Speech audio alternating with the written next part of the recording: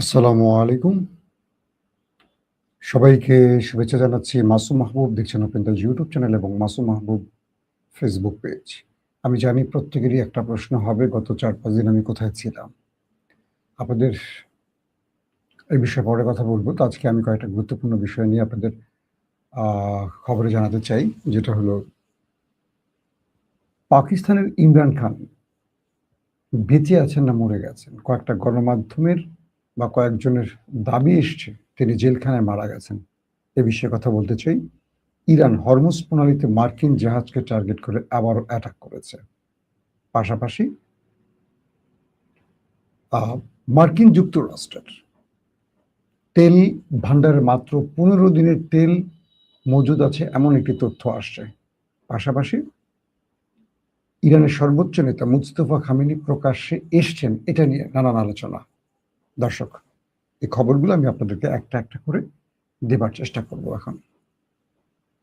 আশা করি প্রত্যেকে ভালো আছেন এবং আমার কথা ঠিকমতো শুনতে পাচ্ছেন আপনারা। আমাকে একটু কমেন্ট করবেন যে আপনারা শুনতে পাচ্ছেন এবং সব ঠিক আছে। এতদিন কোথায় ছিলাম এই প্রশ্নটা অনেকেই করছেন আমাকে কমেন্টে। বলবো আজকে রাতের লাইভে বলবো। এখন লম্বা করব না, সংক্ষিপ্ত কিছু খবর দেব। প্রথম যে খবরটি দিয়ে শুরু করতে চাই, পাকিস্তান। আসিফ মনির সরকার ইমরান খানকে জেলে রেখেছেন একটা প্রতিষেধকমূলক ব্যবস্থা। অর্থাৎ কামাল জাভেদ বাজওয়া যখন পাকিস্তানের সেনাপ্রধান ছিলেন, তিনি হুট করে আইএসআই প্রধান থেকে আসিফ মনিরকে সরিয়ে দিয়েছিলেন। ওই সময়টা আজকের সেনাপ্রধান ফিল্ড মার্শাল আসিফ মনির ছিলেন পাকিস্তানের আইএসএফ প্রধান। সরিয়ে দিয়েছিল কে? কামার জাভেদ বাজওয়ানি সেনাপ্রধান। কিন্তু এই দফতরটি বা এই বিভাগটি প্রধানমন্ত্রীর আন্ডারে বলে এটার দায় নিতে হয়েছে ইমরান খানকে, যেহেতু পাকিস্তান সবসময় ক্ষমতার মালিক থাকে সেনাবাহিনী। এরপর সেই স্থানে বসানো হয়, মানে আইএসআইয়ের যে নতুন ডিজি হন সেখানে বসা হয় ফায়েজ হামিদকে, এবং ফায়েজ হামিদ একটার পর একটা সফল অপারেশন করে এক প্রকার আফগান থেকে আমেরিকানদের হটিয়ে তালেবান শাসন প্রতিষ্ঠা করেন। এ সময় আমেরিকারও একটা ক্ষোভ তৈরি হয় ইমরান খানের উপর এবং ফায়েজ হামিদের উপর, যে এই ব্যক্তিদের আমলেই আমেরিকা আফগানে পরাজিত হয়েছে। আমেরিকা তখন ষড়যন্ত্রটা নতুন করে কামার জাভেদ বাজওয়ার সাথে করতে থাকে। কামার জাভেদ বাজওয়া একটা নতুন নাটক তোলে, আস্থা অনাস্থা ভোটের নাম করে ইমরানের কোয়ালিশন ভেঙে দিয়ে ক্ষমতা থেকে ইমরানকে সরিয়ে দিয়ে পুতুল সরকার হিসেবে শাহবাজ শরীফকে বসানো হয়। এবং নতুন করে প্রশ্ন আসে, কামার জাভেদ বাজওয়া বিদায় নিলে কে হবেন সেনাপ্রধান? সেই সময়টাতে আমরা দেখলাম যে লন্ডনে থাকা, লন্ডন সবসময় ষড়যন্ত্র করে বোধহয়, না কি বলেন আপনারা? লন্ডনে থাকা মিস্টার নওয়াজ শরীফ তার সাথে একটা গোপন মোলাকাত করেন আজকে সেনাপ্রধান আসিম মনির। তখন তিনি সেনাপ্রধান ছিলেন না, তিনি সেনাপ্রধান হওয়ার দৌড়ে 5 জন বা 10 জনের একজন ছিলেন, তার চেয়ে যোগ্য ব্যক্তিরা ছিলেন। কিন্তু এই আসিম মনির নওয়াজ শরীফকে কথা দেন যে যদি তিনি সেনাপ্রধান হতে পারেন, এক্সটেনশন দিয়ে, অর্থাৎ তার চাকরির মেয়াদ শেষ হয়ে যাচ্ছে নতুন সেনাপ্রধান নিয়োগের 2-3 দিন আগেই, মানে টাইমটা এত সুন্দর করে মেলানো হয় যে কামার জাভেদ বাজওয়ান যেদিন বিদায় নেবে নতুন সেনাপ্রধান নিয়োগের আরো 5 দিন আগে ধরেন আসিম মনিরের বিদায়। কিন্তু এরই মধ্যে আমাদের নওয়াজ শরীফকে যখন ক্ষমতার লোভ দেখানো হয়, তখন তিনি ক্ষমতার লোভে নতুন সেনাপ্রধান হিসেবে আসিম মনিরকে নাম শনাক্ত করেন এবং তিনি বলে দেন নওয়াজ যে ইমরানকে রাজনীতি থেকে পুরোপুরি মাইনাস করে দিতে পারলে আপনাকে সেনাপ্রধান করা হবে, পরবর্তীতে তাদেরকে ক্ষমতায় বসাতে হবে। আসিম মনির সেই ওয়াদাবদ্ধ হয়ে পরবর্তী নির্বাচনে ইমরান খানের দল জিতে গেল, ক্ষমতায় বসতে দেয়নি আসিম মনির। এভাবে আসিম মনির পর্দার আড়াল থেকে সেনাপ্রধান হন এবং ইমরানকে মাইনাসের কাজটা শুরু করেন। এরপর ইমরান খান আজ 3 বছর জেলে আছেন। এই ব্যক্তির বিরুদ্ধে আদালতে একটি অপরাধ প্রমাণিত হয়নি, যেহেতু নতুন করে প্রায় 200-র অধিক মামলা তার নামে করেছে এই আসিম মনির সরকার। সাম্প্রতিক সময় গতকালকে পাকিস্তানের একজন প্রবাসী সাংবাদিক তার সোশ্যাল মিডিয়াতে লিখেছেন জেলখানায় ইমরান খান মারা গেছে, এবং তিনি সেখানে উদ্ধৃতি দিয়েছেন তিনজন স্টিল সেনা গুরুত্বপূর্ণ কর্মকর্তার বরাত দিয়ে এই সংবাদটি তিনি পেয়েছেন। অর্থাৎ পাকিস্তান সেনাবাহিনীর তিনজন গুরুত্বপূর্ণ ব্যক্তির বক্তব্য যে ইমরান খান জেলে মারা গেছেন, এই তথ্যটি ওই সাংবাদিক প্রবাসে বসে পেয়ে তিনি তার সোশ্যাল মিডিয়ায় লিখেছেন।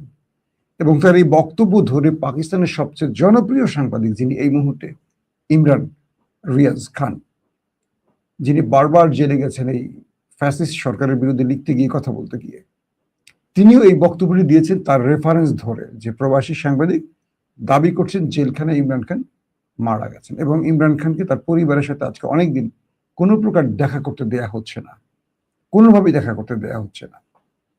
এগুলো নিয়ে পাকিস্তানের রাজনীতিতে একটা নতুন করে, এটা গুজব বলবো না, এটা সত্য এখনো কনফার্ম না, এটা পাকিস্তানের কোনো বড় গণমাধ্যম, পাকিস্তানের গণমাধ্যমকে আবার বিশ্বাস করবে না, এটা হাসিনার আমলের 71 টিভি, সময় টিভির মতো, যে সেনাবাহিনী যা বলে তারা তাই করে। মানে এরা সেনা পালিত সাংবাদিক, আগে ছিল হাসিনা পালিত সাংবাদিক, আর পাকিস্তানের সেনা পালিত সাংবাদিক। ওইখানে সাংবাদিকতা যারা করতে চান তারা হয় দেশ থেকে পালিয়ে যান অথবা তাদেরকে বারবার জেলে যেতে হয়। তো এখন ইমরান খান যদি মারা যান, পুরো পাকিস্তানে কি ঘটতে পারে যদি এই সংবাদটি সত্য হয়? এমনও হতে পারে যে সেনাবাহিনীর কোনো কর্মকর্তারা এরকম তথ্য প্রচার করে দেখতে চান মানুষের পালস কোন দিকে যায়। যদি দেখেন বড় কিছু ঘটে তাহলে ইমরান খানকে তারা মারবেন না, অথবা আর যদি দেখেন যে না, মানুষ এটাকে মাথায় নেয় নাই, মানুষের সময়ই নেই এগুলো নিয়ে, তখন হয়তো বা স্লো পয়জনিং করে মেরে ফেলবেন। এমনও হতে পারে যে ইমরান খান আসলেই মারা গেছেন জেলখানায়, কিন্তু সরকার বা বর্তমান যারা এস্টাবলিশমেন্ট সরকার তারা এটা ভয় বলছেন না, কারণ দেশের পরিস্থিতি পাল্টা যেতে পারে।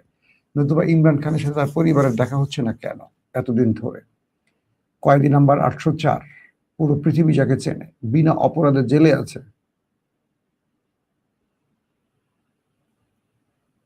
তো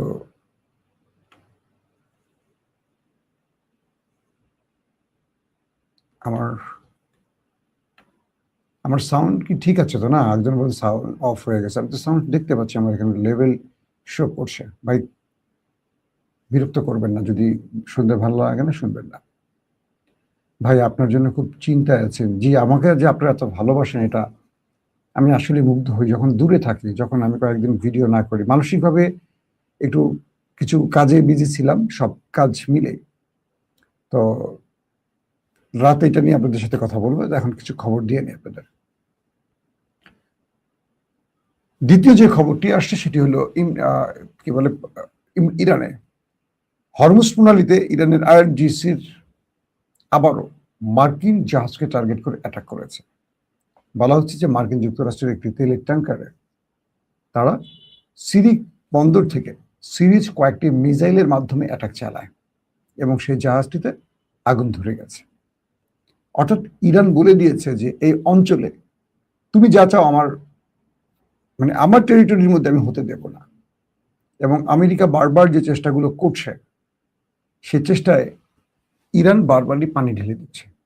এখন হরমুজ প্রণালী পুরো ইরানের কন্ট্রোলে, তাদের ইশারা বা তাদের অনুমতি ছাড়া, তাদের হাতের কোনো সবুজ সংকেত ছাড়া হরমুজ বন্ধ থাকবে। এবং হরমুজে যখনই আমেরিকা কোনো অ্যাডভেঞ্চারের চেষ্টা করছে বা তার শক্তি প্রয়োগের চেষ্টা করছে, ইরান পাল্টা জবাব দিচ্ছে এভাবে। এবং আরো ইন্টারেস্টিং খবর, মার্কিন যুক্তরাষ্ট্রে তার রিজার্ভ তেল আর 15 দিন চলতে পারে, এই তথ্যটি কয়েকটি বড় গণমাধ্যম প্রকাশ করেছে। বলা হচ্ছে যে চীন যেখানে প্রায় 1 বছরের মতো তেল মজুদ রেখেছে, সেখানে আমেরিকায় মাত্র 15 দিনের তেল মজুদ আছে। হরমুজ বন্ধ, বাবুল মান্দাব বন্ধ, বিশ্ববাজারে এই যুদ্ধ পরিস্থিতির জন্য তেলের যে সংকট, মূল্যবৃদ্ধি, সবকিছু মিলে নাকাল এখন আমেরিকা নিজে। যেই ক্রাইসিসটি তারা তৈরি করেছে, সেই ক্রাইসিসে তারা নিজেরা আটকে গেছে।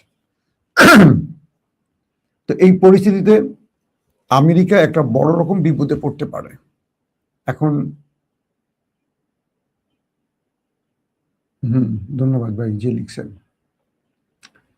তো এই অবস্থায় আমেরিকা কি করবে, এটা নিয়ে নতুন পরিকল্পনা, নতুন তোড়জোড় শুরু হয়েছে। কোথায় আবার আমেরিকা থাবা বসাবে? ইরানের সাথে পর্দার আড়ালে যে আলোচনা আমেরিকা করছিল, সেখানে তারা সুবিধা করতে পারছে না, কারণ ইরান তার কূটনীতিতে আমেরিকাকে বারবার পরাজিত করছে, যুদ্ধ কৌশলে পরাজিত করছে। প্রত্যেকটা সাইড দিয়ে ইরান তাদেরকে ভালো পরিমাণ চাপে ফেলে দিয়েছে, মানে ডোনাল্ড ট্রাম্পকে। ইতিমধ্যে ইরানের মেহের নিউজে একটি সংবাদ প্রচার হয়েছে ব্রেকিং আকারে। সেখানে দেখা গেছে মুস্তফা খামেনি তার কয়েকজন অনুসারীকে নিয়ে কথা বলছেন, কয়েক সেকেন্ডের একটা ভিডিও, যখন ইসরায়েল বলছে যে মুস্তফা খামেনি মানে এক প্রকার কি বলে এটাকে, কোমায় আছেন, তিনি কোমায় আছেন। আরো কিছু গণমাধ্যম বলছে মুস্তফা খামেনি তার বাবার সাথে মারা গেছেন, এবং প্রেসিডেন্ট মাসুদ পেজিশকিয়ান তিনি নিজেই নাকি তার সাথে ঠিকমতো দেখা করতে পারছেন না, এমন অভিযোগও আসছে। তো সবকিছুর উত্তর মিলাতে একটি ভিডিও প্রকাশ্যে এসছে, আর সেটি হলো তিনি কোনো একটি গোপন জায়গায় বা কোনো একটি জায়গায় বসে সুস্থভাবে তার সেই পোশাক পরা, যেভাবে তিনি পোশাক পরেন সেইভাবেই তিনি বসে আছেন এবং কয়েকজন অনুসারীর সাথে হাত নেড়ে কথা বলছেন। এটাকে যখন মেহের নিউজ প্রচার করেছে পুরো পৃথিবীতে, মুস্তফা খামেনির এই ছবিটি মানে তার বাবা মারা যাওয়ার পর বা হামলার পর এই প্রথম তাকে প্রকাশ্যে ইরান দেখালো। এটা কি ডিপফেক? এটা কি পূর্বের ভিডিও? এটা নিয়ে এখন আবার নতুন আলোচনা আসছে যে মুস্তফা খামেনি যেখানে বসে আছেন এটা কি পূর্বে কোনো রেকর্ডেড ভিডিও, অথবা এটা কি কোনো ডিপফেক ভিডিও? কি হতে পারে? এটা নিয়ে আবার আলোচনা শুরু। এতদিন ধরে আমরা দেখলাম যে মুস্তফা খামেনির বাবা আয়াতুল্লাহ খামেনির জানাজার দিন তার বাকি 3 সন্তান এসেছিলেন, তাকে দেখা যায়নি। সবচেয়ে ইন্টারেস্টিং ব্যাপার হলো মুস্তফা খামেনিকে খুঁজছে মোসাদ, সিআইএ থেকে শুরু করে পৃথিবীর নামকরা গোয়েন্দা সংস্থাগুলো, এবং নেতানিয়াহু তার মোসাদ প্রধানকে ধমকিয়েছেন এবং এটা নিয়ে বলছেন যে তোমরা এত বড় ব্যর্থ গন্ড গ্রুপ কেন, এখন পর্যন্ত মুস্তফার কোনো খবর এনে দিতে পারোনি কেন? বলা হচ্ছে যে মুস্তফা এই মুহূর্তে রাষ্ট্রের সবচেয়ে ইম্পর্টেন্ট একজন ব্যক্তি হওয়ায় বা তার বাবার মৃত্যুর পর ইরানকে রক্ষায়, সার্বভৌমত্ব রক্ষায় মুস্তফাকে খুব গুরুত্বপূর্ণ মানে খুবই ভাইটাল হিসাবে দেখা হচ্ছে। তো ইরান যদি এই মুহূর্তে মুস্তফাকে মেরে কি বলে ইসরায়েল বা আমেরিকা যদি এই মুহূর্তে তাকে মেরে ফেলতে পারে, তাহলে ইরানের গেম ওভার হয়ে যাবে। এটা তাদের পশ্চিমা দুনিয়ার মানে কি বলবো যুদ্ধ কৌশলের একটা পার্ট হিসাবে তারা বলছে। তো ইরান এটাকে দেখছে যে তাদের দেশের সার্বভৌমত্ব রক্ষা, স্বাধীনতা রক্ষা, জনগণের ঐক্য ধরে রাখার জন্য একটা দাঙ্গা বা একটা বিধ্বস্ত পরিবেশ থেকে ইরানকে রক্ষা করতে হলে সব মিলে একটা কি বলবো 1000 বছরের ঐতিহাসিক পারস্য ইরানকে ধরে রাখতে হলে একটা নির্দিষ্ট ব্যক্তিকে তার আঙুলের ইশারার মাধ্যমে বাঁচিয়ে রাখতে হয়, যেটা আয়াতুল্লাহ আলী খামেনি করেছেন। তো এই জন্য ইরান তার ব্যাপারে সর্বোচ্চ সতর্ক আছে, এবং বলা হচ্ছে যে ইরান বা আইআরডিসি, ইরানের যে মিলিটারি এস্টাবলিশমেন্ট, তারা যে কোনো মূল্যে মুস্তফাকে রক্ষার জন্য তাকে একেবারে সর্বোচ্চ গোপনীয় স্থানে রেখেছে, যার সাথে কারো যোগাযোগ ব্যবস্থা নেই। একদম নির্দিষ্ট কয়েকজন ব্যক্তির সাথে তার যোগাযোগ রেখেছেন, যাদের সাথে অন্য কারোদের যোগাযোগ থাকবে না। তো মোসাদ, সিআইএ তাদের তাদের সব রকম প্রযুক্তি ব্যবহার করে এখন পর্যন্ত মুস্তফার কোনো হদিস মেলাতে পারছেন না, কারণ তাদের টার্গেট মুস্তফাকে শেষ করে দিলেই ইরানের খেলা শেষ। আর ইরান জানে তাকে এই মুহূর্তে বাঁচিয়ে রাখাটা খুবই গুরুত্বপূর্ণ, তাই তাকে প্রকাশ্যে আনছে না। তবে এটাও ঠিক, আমেরিকা বা ইসরায়েল বা পশ্চিমা দুনিয়ার গণমাধ্যমগুলো তাকে মৃত্যুর গুজব ছড়াচ্ছে একটা কারণে, যাতে তিনি একবার প্রকাশ্যে এসে জনগণকে আশ্বস্ত করতে গিয়ে ধরা পড়ে যান। বুঝতে পারছেন হয়তো আপনারা, মানে গণমাধ্যমগুলো এমন ভাবে সংবাদ প্রচার করবে ওদের পশ্চিমা দুনিয়ার, যাতে করে ইরান বা ইরানের রাষ্ট্র বা আইআরডিসি বা মুস্তফা নিজেই প্রকাশ্যে আসবেন জনগণকে দেখাতে। তো তারা এই উপস্থিতিটাকে টার্গেট করে প্রযুক্তিগতভাবে যে কোনোভাবেই তার অবস্থান শনাক্ত করে সেখানে আক্রমণ করতে চায় তারা, কিন্তু ইরান এই ফাঁদে পা দিচ্ছে না। তো ফাঁদে পা না দেওয়ার কারণে মোসাদ বা সিআইএ তার অবস্থানও জানতে পারছেন না, তাই তারা মাঝে মাঝে গণমাধ্যমে এই অতিরঞ্জিত খবরগুলো প্রকাশ করছে। এটা হলো ইরানের বক্তব্য। তবে নতুন করে তিনি যে একটা ভিডিওর মাধ্যমে আবার হাজির হয়েছেন, এটা যদি সত্য হয় তাহলে বলতে হবে আমেরিকা ইসরায়েলের জন্য আবারও কাঁপন ধরে যাবে, কারণ সেই ভিডিওতে মুস্তফাকে পূর্ণাঙ্গ সুস্থ রূপে দেখা গেছে। দর্শক, আজকের মতো বিদায় নিচ্ছি। প্রত্যেকে ভালো থাকবেন। আল্লাহ হাফিজ।